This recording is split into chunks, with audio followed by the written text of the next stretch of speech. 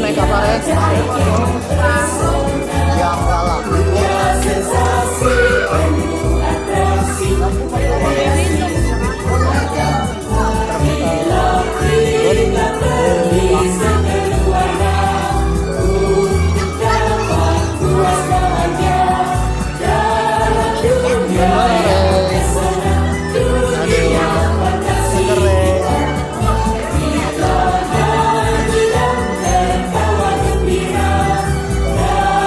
Satu tali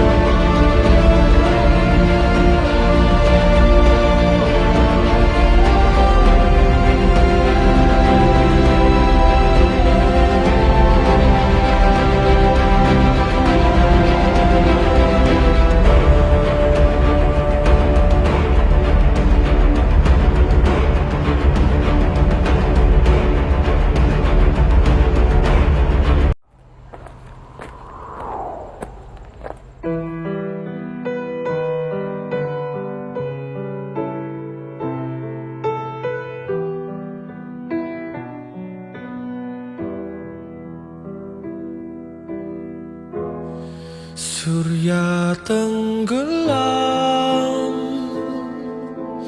ditelan kabut kelam,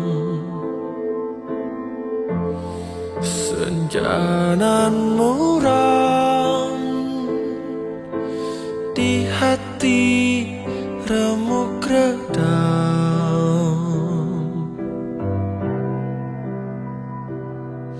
Jalan berliku dalam kehidupan dua remaja kehilangan penawar rindu, kasih pujaan menempuh cobaan. Malam mencekam, rembulan sendu rawan, anak perawan menanggung rindu dendam.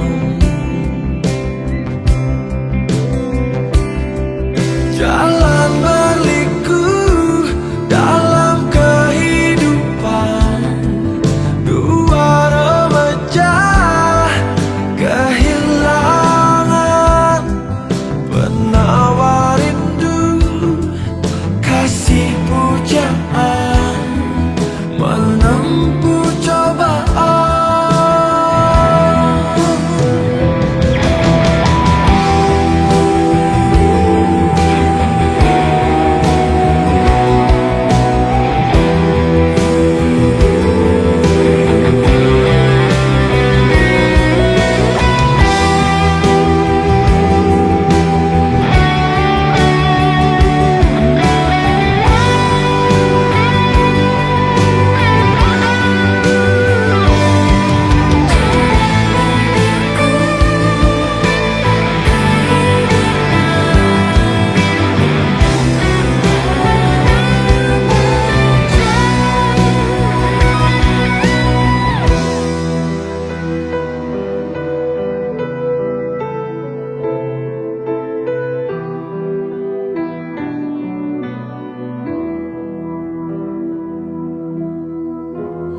Surya tenggelam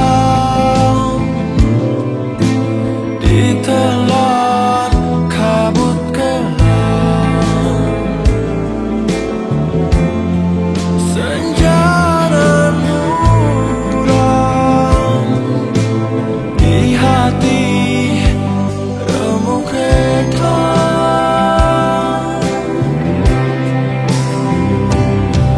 Jalan berliku dalam kehidupan dua remaja kehilangan penawar rindu, kasih pujaan menempuh cobaan. Jalan berliku dalam kehidupan dua remaja kehilangan penawar rindu, kasih pujaan menempuh cobaan. Penawar rindu, kasih pujaan menempuh cobaan. Surya tenggelam.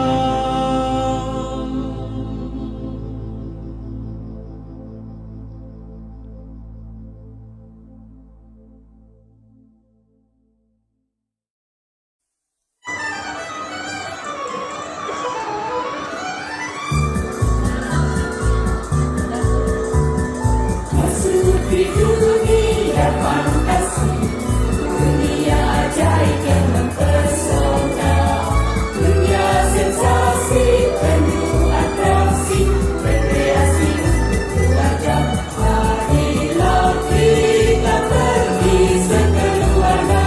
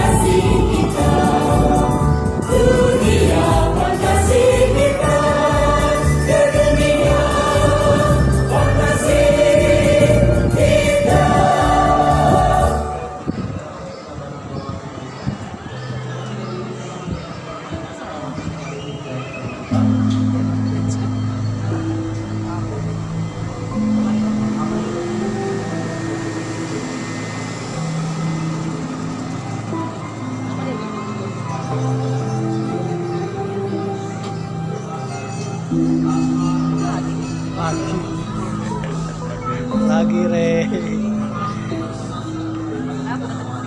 kali. Nanti kata Garuda, Hah? bayangan duitnya 2 juta. Itu nggak apa-apa kesian kan. Ke bawah. Karena kalau kan tidak nanti kita lagi.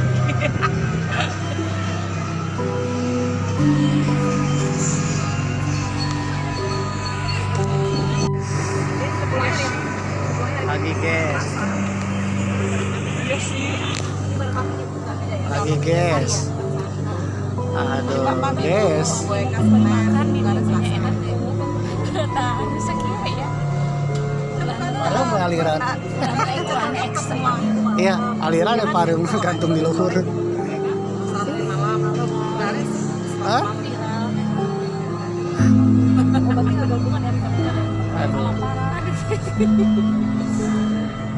Oh itu tuh mangkuk itu. Sebenarnya sih mereka pengen bareng apa tapi kita nggak bisa sama. Kalau orang pada liburan pulang semua tuh sama. Oh, pantai guys. Semuanya serba pantai. Jadi dari 4 putaran bisa ya? Saya kan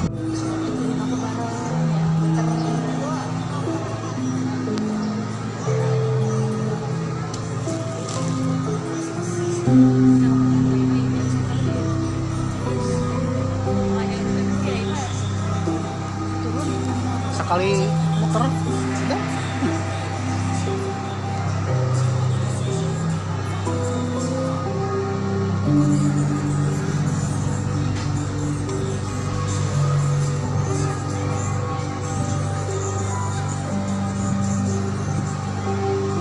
para BK itu kan dicek di ATM Singapura. SBC, tulisnya SGD ya? Ya.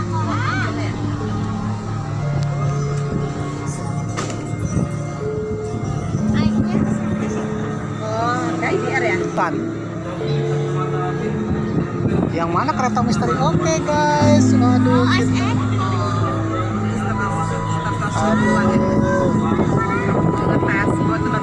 IDR ya, bukan SGD ya? Oh, itu boneka Re.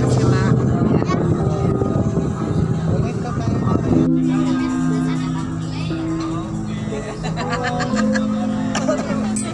Kita pasti ke atas ah.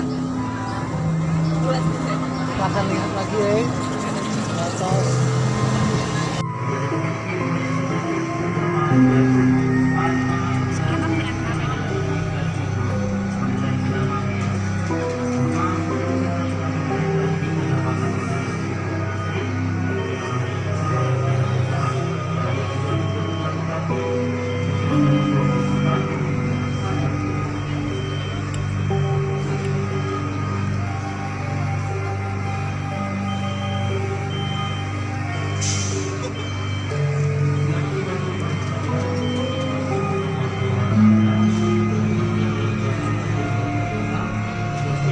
Wah, ini Jakarta guys. Jakarta.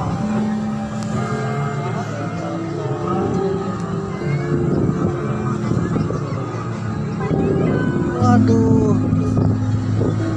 Re, pantai Re. Pantai. Ternyata pantai di sebelah sana Re. Pantai apa itu? Hah? Tuh Pantai Marina. gondola. Tuh itu tuh. Oh gondola itu tuh. Oh iya kereta gantung. Ya gondola itu namanya gondola. Ah iya gondola bukan? Yang lala itu. Gondola mah anu kos di taman mini.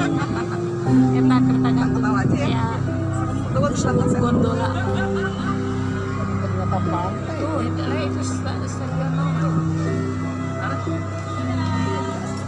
Nggak ke bawah kan? Ngomong ke bawah. Jis. Ada guru turun nggak? Apa ada kesempatan? Jadi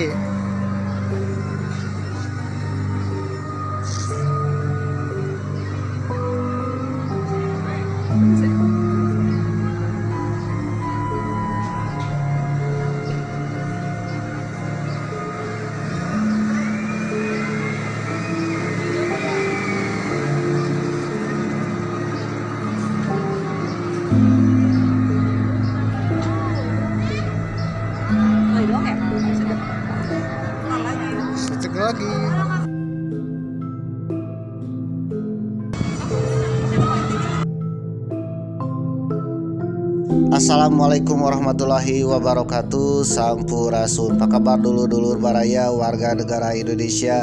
Tetap semangat di tahun baru Islam 1446 Hijriah atau tahun 2024 Masehi pemirsa. Dan video ini tayang ya 2 bulan setelah video ini dibuat pemirsa. Video ini dibuat bulan Muharram 1 Muharram 1446 Hijriah dan bertepatan juga dengan hari libur sekolah Rey pemirsa dan hari libur kerja. Biasanya kan hari liburan ya, hari libur itu liburan pemirsa ya, jangan ngebukur aja di rumah. Ya, liburan yang termurah itu adalah bertemu dengan keluarga. Ajaklah keluarga jalan-jalan pemirsa ya, gak usah mahal-mahal lah, cukup dengan goes saja juga lumayan ya. Atau juga pergi bersama keluarga untuk memandikan kendaraan bermotor pemirsa. Waduh, mandi di sungai, memandikan motor ya, atau menyirami tanaman. Waduh, itu juga sebuah liburan pemirsa. Dan kebetulan 1 Muharram kemarin Mamang liburan ke kota Jakarta. Waduh, backpackeran ke kota Jakarta pemirsa. Yang namanya backpackeran mencari sehemat mungkin untuk mencari hal-hal yang menarik, menyenangkan ya, dan juga tambah pengalaman pemirsa. Dan kebetulan video ini tayang Mamang sedang berada di kota Jakarta, tepatnya di dunia lain pemirsa. Dunia fantasi. Di dunia fantasi Taman Impian Jaya Ancol pemirsa. Jadi inilah yang namanya dunia fantasi, penuh dengan fantasi. Bagi kalian yang sering berfantasi dan kebetulan lagi jalan-jalan ke Jakarta, jangan lupa ya, datang aja ke Dufan pemirsa, supaya fantasimu benar-benar menjadi kenyataan pemirsa. Waduh, kalau fantasimu tidak disalurkan, wah itu berbahaya pemirsa. Oke pemirsa, video ini ditayangkan bertepatan dengan 12 Rabiul Awal atau lahirnya Nabi Muhammad Sallallahu Alaihi Wasallam, atau dikenal juga istilah kalau di Lembur Aye ya atau di kampung Mamang nih dikenal dengan istilah bulan Mulud pemirsa ya, Muludan.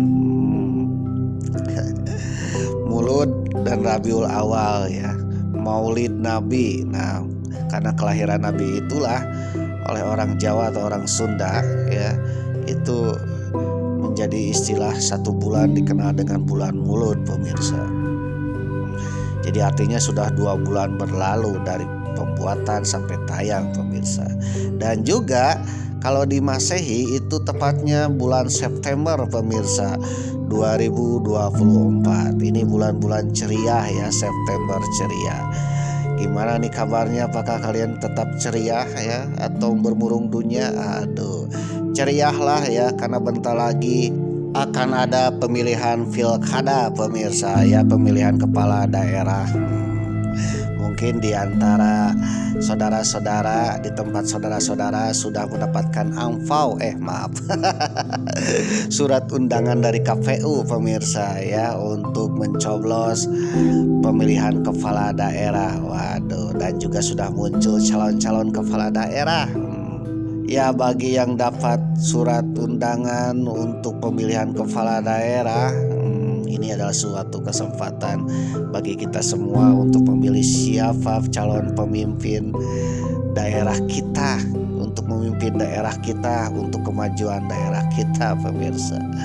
Karena suara kita itu menentukan pembangunan daerah di masa yang akan datang. Maka pilihlah calon pemimpin kepala daerah, entah itu bupati, entah itu gubernur ya, atau mungkin wali kota, atau mungkin juga kepala desa pemirsa. Aduh, kepala RT. Kalau ada pemilu ya kita berpartisipasi pemirsa, karena suara kita ya meskipun satu itu sangat bermanfaat bagi kemajuan daerah kita pemirsa. Oleh karena itu pilihlah yang sesuai dengan hati nurani kita pemirsa, yang sekiranya cocok, sekiranya menurut kita baik, sekiranya peringannya bagus, performanya bagus ya, integritas ya, akuntabel ya, apalagi nih. Yang penting jujur aja lah memang ya, jujur. Aduh, pilihlah jujur dan membawa. Orang jujur itu akan selalu beramanah pemirsa ya, jujur dan amanah. Maka pilihlah orang jujur dan amanah pemirsa. Siapakah dia? Ya tergantung saudara-saudara, pandangan saudara-saudara pemirsa. Waduh ya, karena dengan orang jujur dan amanah akan membawa pembangunan di daerah menjadi yang lebih baik pemirsa, dan menjadi sejahtera dan juga lebih maju pemirsa. Oke pemirsa, masih melanjutkan episode ya, berada di dunia fantasi pemirsa. Mamang hampir seharian di dunia fantasi pemirsa. Semenjak Mamang datang, ketika Mamang berada di kota Jakarta ini, hampir seharian di dunia fantasi pemirsa. Waduh, bahkan selama seharian ini ya, banyak wahana-wahana yang belum sempat sampai Mamang pulang ya, belum sempat terjelajahi pemirsa. Waduh, saking banyaknya dan saking juga mengantrinya pemirsa. Waduh, jadi Mamang sarankan bagi kalian yang ingin merasakan semua wahana fantasi dengan harga reguler ya, disarankan bukan ketika hari libur sekolah pemirsa, bukan ketika weekend. Nah kebetulan kalau Mamang ini double ya, udah libur udah weekend lagi. Apa yang akan terjadi? Nah terjadinya membludaklah pengunjung di dunia fantasi ini pemirsa. Waduh, Mamang menaiki salah satu wahana yang terkenal di dunia fantasi, yaitu biang lala. Mungkin kalian tak asing dengan biang lala ya, karena sering ada di pasar-pasar malam pemirsa. Namun ada hal unik yang ada di biang lalanya Ancol dunia fantasi ini pemirsa. Waduh, apa keunikannya? Selain biang lalanya sangat tinggi ya, setinggi Jakarta. Waduh, se-Indonesia ini, tingginya se-Indonesia loh ya, tertinggi di Indonesia. Waduh, dengan naik biang lala kita seolah-olah berada di angkasa pemirsa, melihat sekeliling kota Jakarta. Waduh, terutama Jakarta Utara itu terlihat semua pemirsa. Ketika berada di puncaknya, Mamang bisa melihat Pantai Ancol, Pantai Marunda, Tanjung Priuk ya, Stadion JIS, lalu Kapuk Muara, Sunda Kelapa. Waduh, sampai Monas pun terlihat di sini pemirsa. Mantap. Mamang mengantri untuk naik biang lala ini kurang lebih 45 menitan pemirsa. Waduh ya, 45 menitan ketika hari libur. Itu kalau naik kereta dari Cicalengka sampai Ranca Ekek pemirsa. Atau naik kereta Wus ya, dari Jakarta menuju Bandung, itu sudah sampai. Jadi sebelum naik biang lala mungkin kereta Wus sudah sampai ke Bandung pemirsa. Oke guys, ketika Mamang sedang naik biang lala ini ya, biang lala.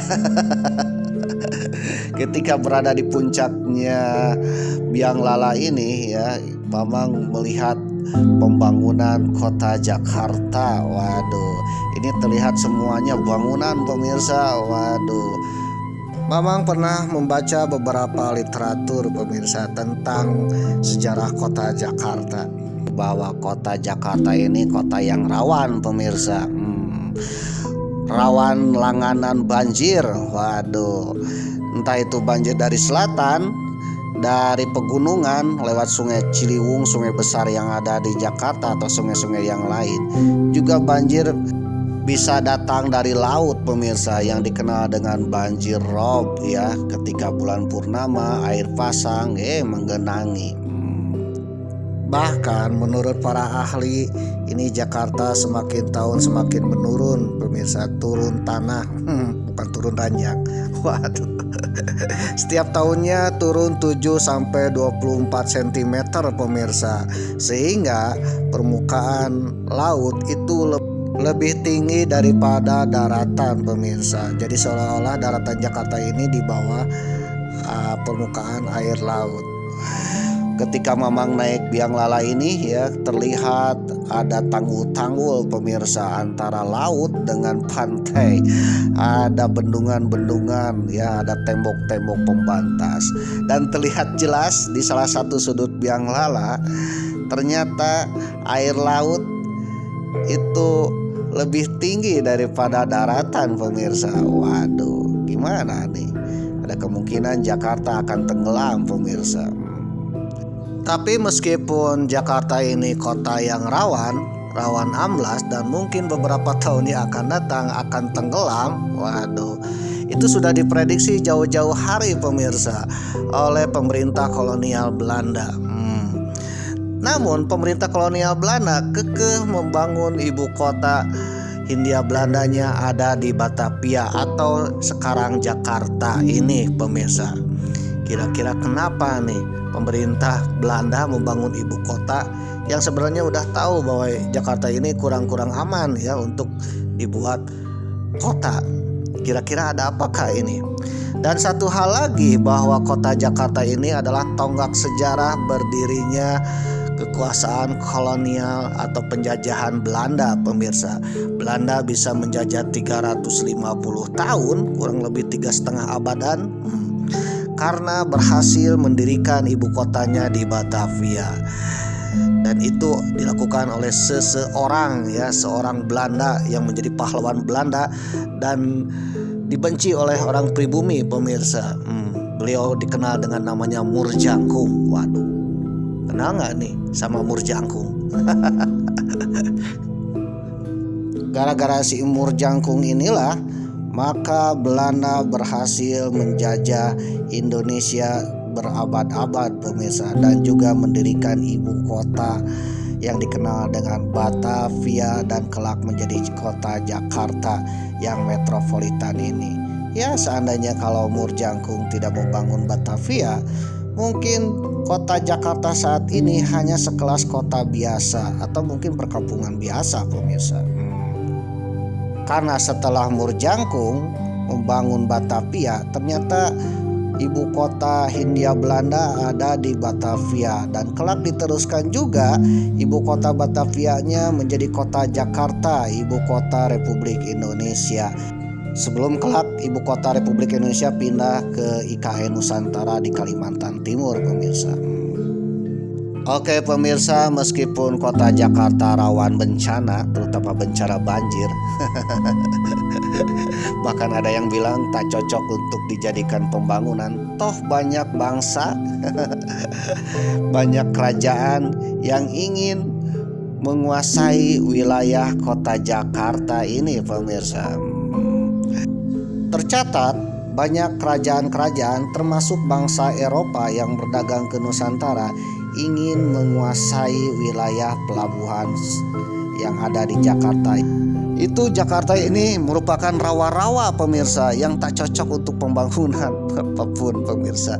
Tapi nyatanya Jakarta ini diincar juga untuk menjadi pusat perdagangan atau pusat kerajaan atau pusat pelabuhan pemirsa. Waduh, kira-kira apa yang diinginkan Belanda ketika Belanda membangun IKN-nya di kota Jakarta ini pemirsa, atau dulu dikenal dengan Batavia. Waduh, padahal kan ini tidak cocok untuk pembangunan, kok dibangun juga, yang pada akhirnya jadi ibu kota VOC, ibu kota Hindia Belanda, bahkan sampai ibu kota negara Republik Indonesia pemirsa. Oke pemirsa, sambil Mamang menikmati biang lala ya, naik turun seperti naik kehidupan ya, berputar, kadang di atas kadang di bawah di atas. Bagi kalian yang sedang di bawah jangan putus asa karena kelak akan ke atas. Yang di atas jangan sombong pemirsa, karena suatu saat ya, suatu masa pasti akan merasakan ke bawah pemirsa. Waduh. Sok filsafat nih, waduh. Oke pemirsa, sambil naik turun di biang lala, Mamang akan sedikit cerita tentang seorang yang mendirikan penjajahan di Indonesia pemirsa. Beliau adalah orang Belanda, namanya Moerjangkung. Waduh, kalian kenal dengan Moerjangkung? Waduh, bagi kalian yang belum kenal dengan Moerjangkung, jangan skip ya, siapa tahu bermanfaat, terutama bagi kalian yang sedang mencalonkan ketua RT. Waduh.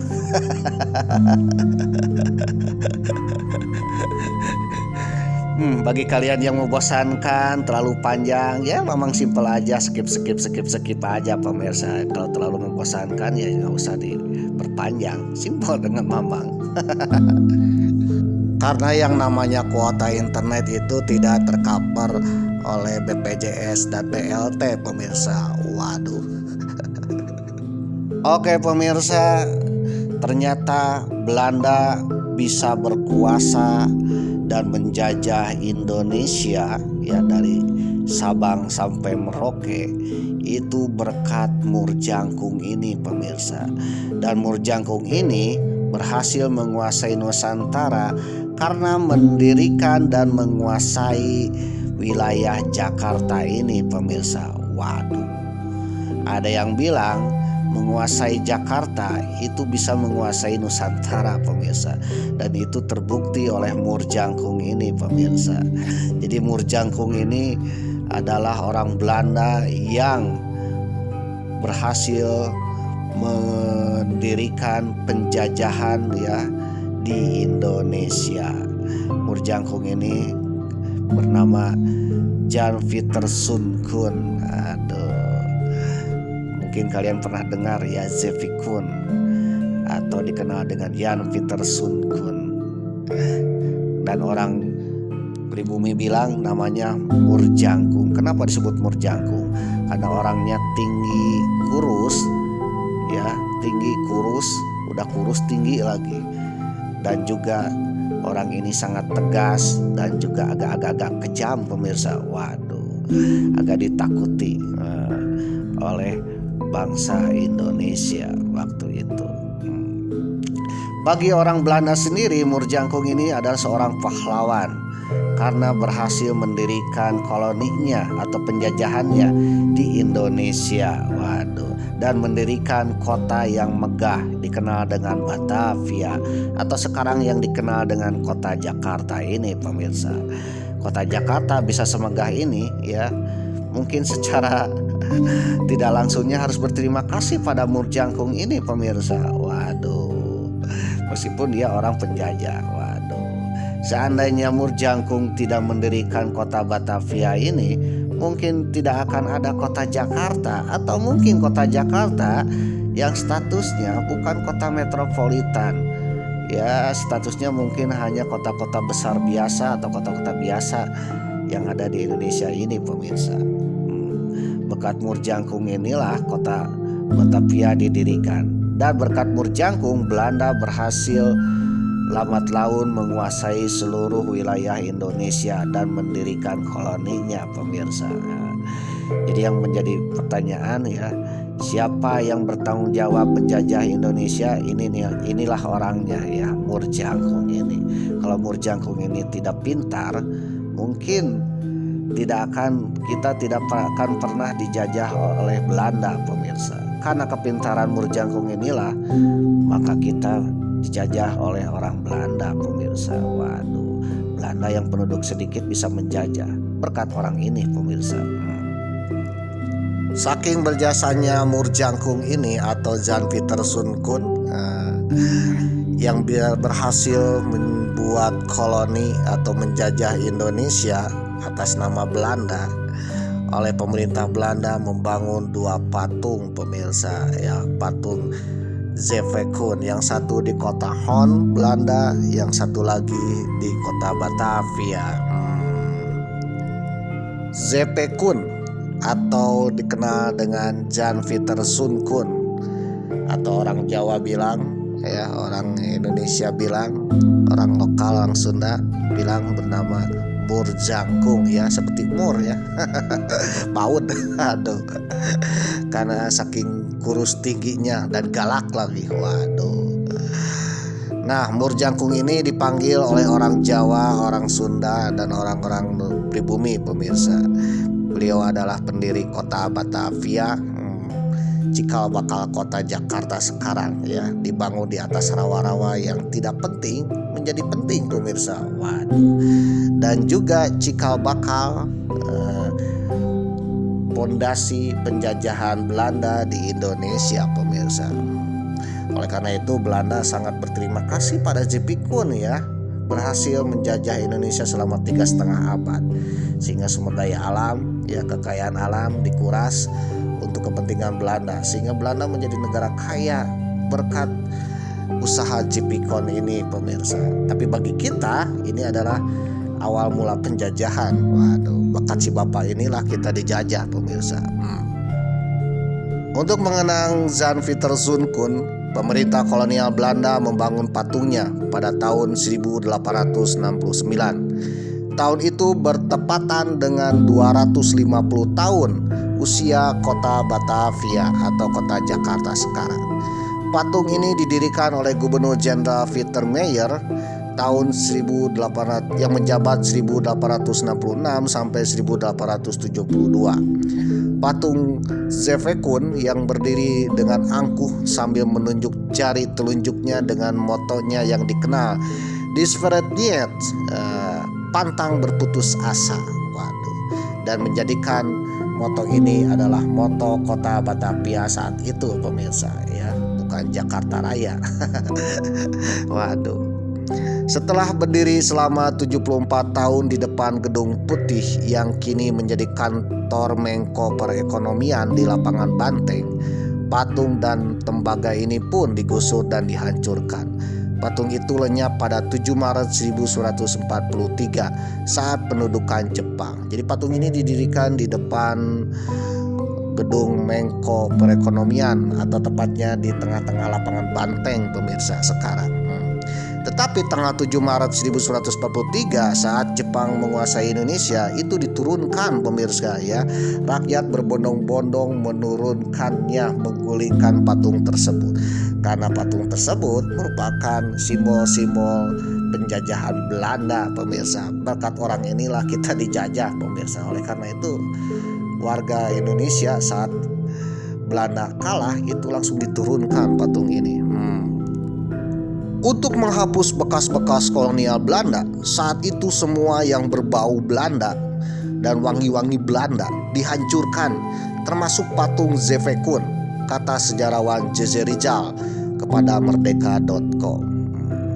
Oke, pemirsa, berdasarkan buku Yan Company dan juga artikel dari Britannica.com, Jan Pieterszoon Koen, pedagang dan negarawan Belanda, yang ditulis oleh Koolhaas 17 September 2024, terbit 17 September 2024. Jan Pieterszoon Koen atau Zevekun lahir 8 Januari 1587 di kota Hon, Holland yang sekarang mungkin Belanda.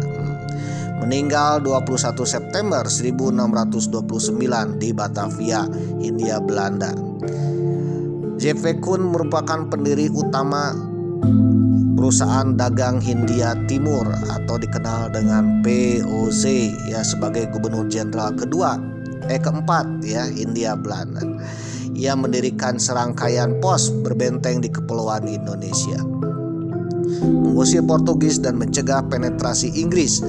Memimpinnya tentang kerajaan maritim yang luas membentang dari Jepang ke India tidak pernah terwujud, tetapi pemerintahannya yang energik membangun kekuasaan Belanda di Indonesia yang bertahan selama 3,5 abad, pemirsa. Waduh.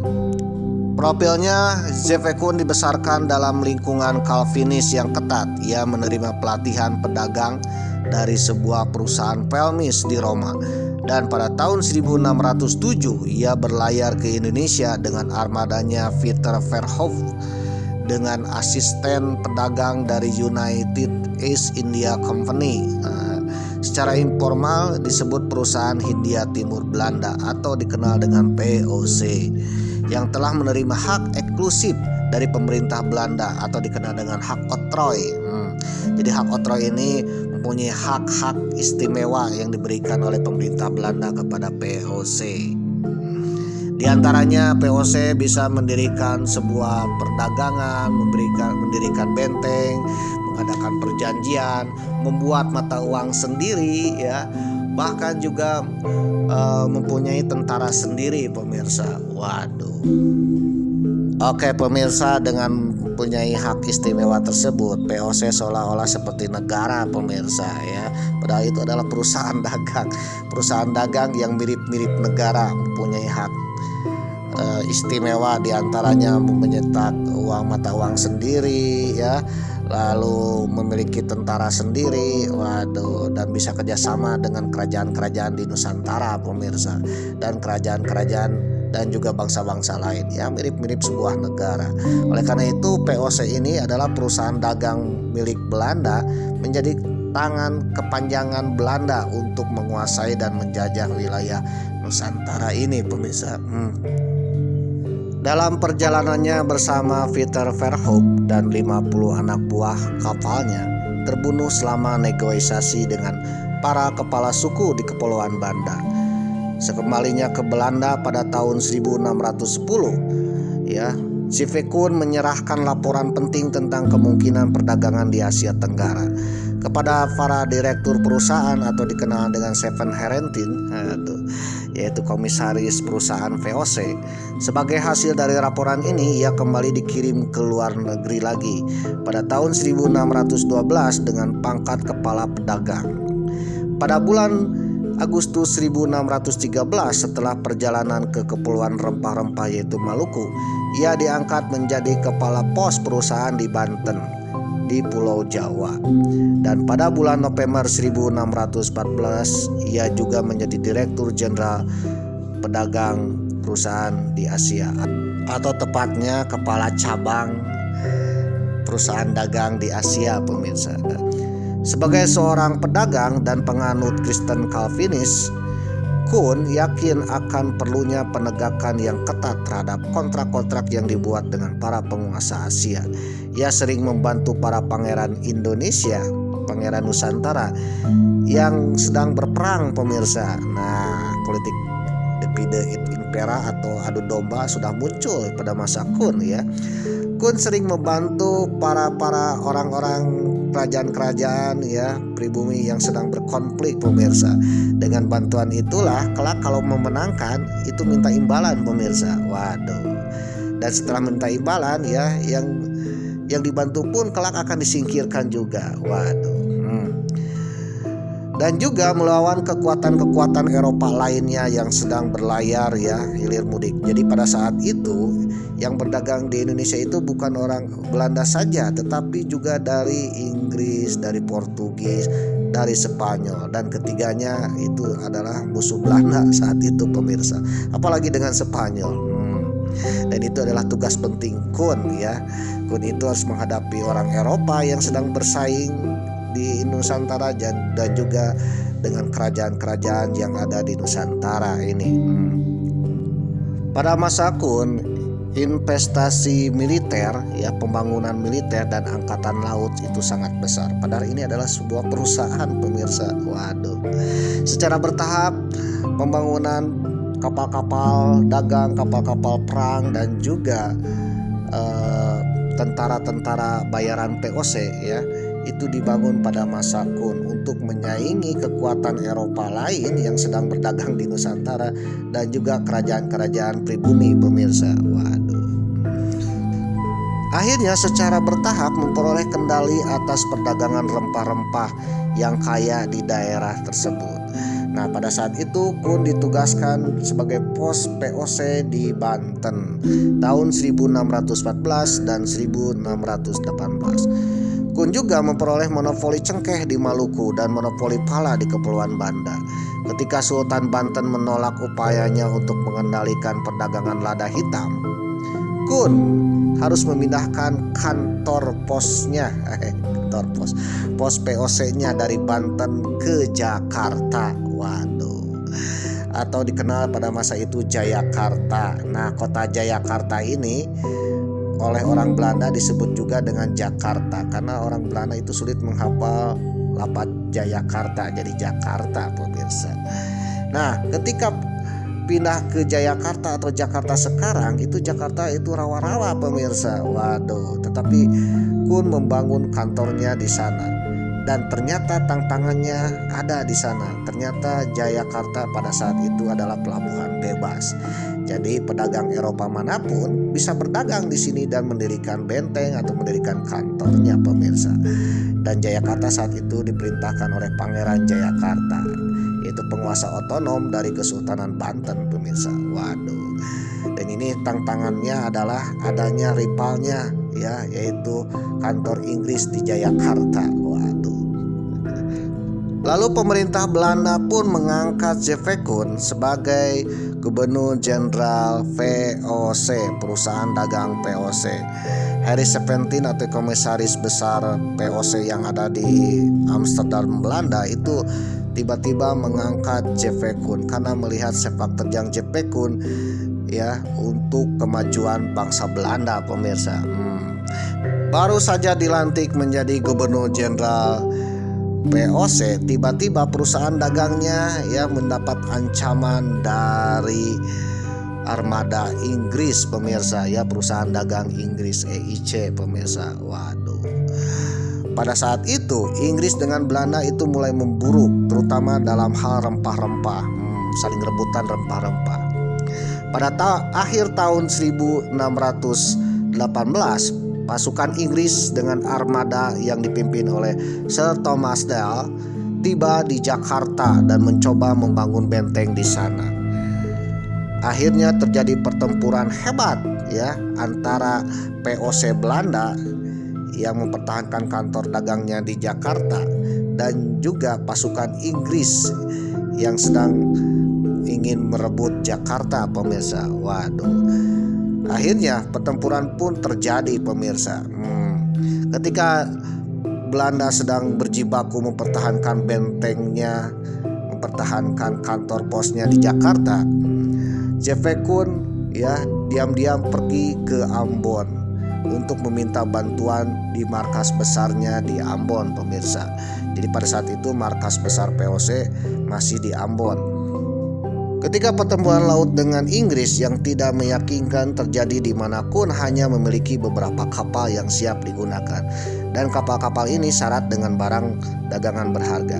Ia memberi perintah untuk mempertahankan benteng Belanda sebaik mungkin di Jakarta terhadap serangan-serangan Inggris dan juga wilayah Jakarta. Lalu Kun berangkat diam-diam ke Ambon, ya, pusat dagangnya VOC, untuk mengatur ulang armadanya.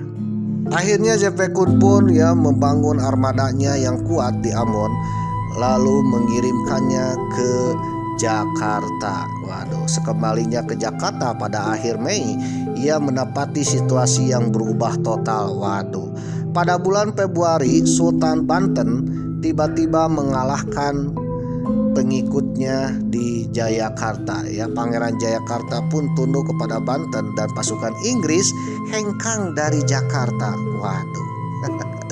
Sudah membangun pasukan yang kuat, armada yang kuat, siap menyerang Jakarta, menghalau Inggris. Tiba-tiba ketika datang di Jakarta, Inggris sudah pergi, pemirsa. Sudah diusir oleh Sultan Banten.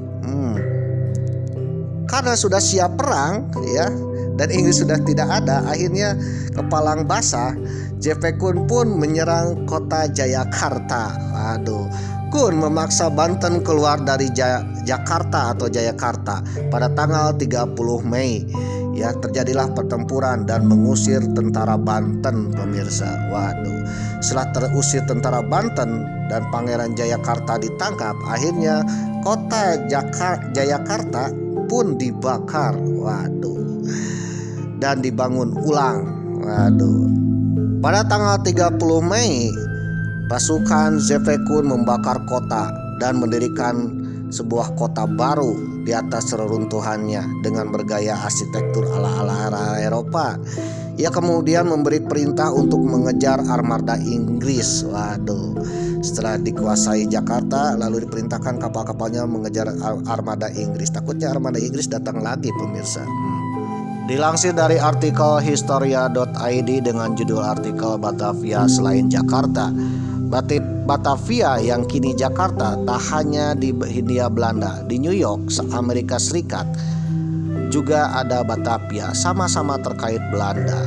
Ditulis oleh Amanda Rahmadita 7 Juni 2023. Jan Vinterszoon dan pasukannya berhasil merebut kota Jayakarta pada tanggal 30 Mei 1619. Gubernur Jenderal POC ini segera membangun kota berbenteng yang kemudian dikenal namanya dengan nama Batavia. Mulanya Kun ingin memberi namanya New Hoorn untuk mengenang kota kelahirannya Hoorn di Belanda. Tetapi usul ini tidak digubris oleh para petinggi POC di Amsterdam, yaitu de Heren Sepentin, ya, komisaris petinggi besar POC di Amsterdam. Bahkan mereka lebih suka mengesahkan nama Batavia bagi kota yang baru didirikan oleh Kun ini. Tulis Mona Lohanda, sejarawan dan arsiparis dalam sejarah para pembesar mengatur Batavia. Dalam buku sejarah pemerintahan kota Jakarta terbitan Kota Praja Jakarta Raya disebutkan nama Batavia telah diumumkan oleh Peter van Rey. Beliau adalah pimpinan benteng pada 12 Maret 1619. Nama Batavia dipakai untuk mengingatkan kepada Bataviaren atau Bataven, yaitu orang-orang dari suku bangsa Jerman yang mula-mula menduduki dan menetap di Belanda. Mereka adalah tidak lain nenek moyang bangsa Belanda. Pucuk pimpinan POC di Belanda sudah sejak 31 Oktober 1617 memerintahkan Gubernur Jenderal dan Raad atau Dewan agar tempat-tempat kedudukan POC dinamai Batavia sebagai simbol dari bangsa Belanda, untuk menghormati nenek moyangnya, ya, nenek moyang mereka bangsa suku Batavia. Dilansir dari intinsari.grid.id dengan judul artikel Alasan Mengapa POC Membangun Bandar di Batavia tahun 1619 dan punya kelebihan ini dibanding dua wilayah sebelumnya. Mengapa POC membangun bandar di Batavia tahun 1619? Pada awalnya markas POC itu sering berpindah-pindah tempat, pemirsa. Untuk bisa mengembangkan aktivitas dagangnya, awalnya POC membangun markas di Banten, ya, pada tahun 1603. Setelah 7 tahun kemudian POC memindahkan markasnya ke Ambon, di mana saat itu Ambon telah berhasil direbut oleh Belanda dari tangan Portugis. Selain itu, Ambon juga merupakan kepulauan yang menghasilkan rempah-rempah utama di Nusantara. Namun hanya 9 tahun kemudian markas POC kembali dipindahkan, yaitu ke Batavia. Jadi sering pindah-pindah, ya, nomaden awalnya, pindah sana pindah sini, tidak ada kantor yang tetap. Karena tidak ada yang tetap, ya mungkin agak sulit untuk memanage. Alasan mengapa POC membangun bandar atau markas besarnya di Batavia tahun 1619 adalah karena kota ini dianggap punya sejumlah kelebihan dibanding kota sebelumnya. Batavia dianggap lebih strategis dan lebih berpotensi untuk bisa mengembangkan usaha dagang POC. Nah, ketika pindah ke Batavia, POC menetapkan ingin tetap di sini, sebagai markas besarnya. Ini ditunjukkan dalam patung Zepekon, pemirsa, menunjuk ke bawah. Membangun markas di Batavia juga dinilai dapat mendukung ambisi Gubernur Jenderal POC Jan Pieterszoon atau Zepekon atau dikenal Murjangkung untuk membangun jaringan perdagangan se-Asia pemirsa. Waduh, jadi tidak terbatas Nusantara saja tapi se-Asia ya. Dan pusatnya Belanda di Asia itu ada di Batavia. J.P. Kon sendiri merupakan gubernur jenderal keempat dari POC Belanda yang merealisasikan ide pemindahan markas POC ke Batavia.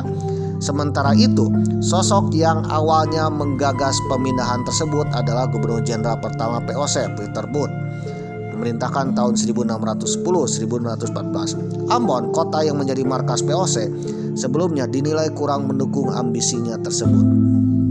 Meskipun Maluku memang merupakan penghasil utama rempah-rempah, namun lokasinya dianggap kurang strategis dan jauh dari rute perdagangan Asia, sehingga susah untuk dijangkau oleh kapal-kapal dari wilayah atau negara lain.